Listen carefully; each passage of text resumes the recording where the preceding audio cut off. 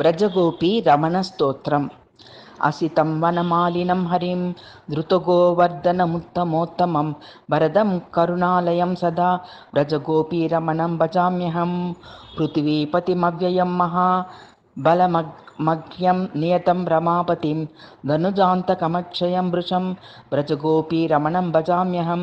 सदयं मधुकैटभान्तकं चरिताशेषतपः फलं प्रभुम् अभयप्रदमादिजं मुदा व्रजगोपीरमणं भजाम्यहं।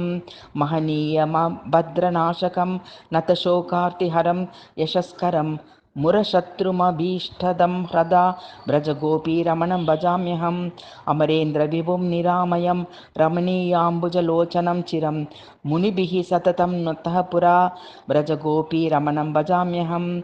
निगमागमशास्त्रवेदितं कलिकाले भवतारणं सुरं विधि शम्भुनमस्कृतं मुहुर्व्रजगोपीरमणं भजाम्यहम्।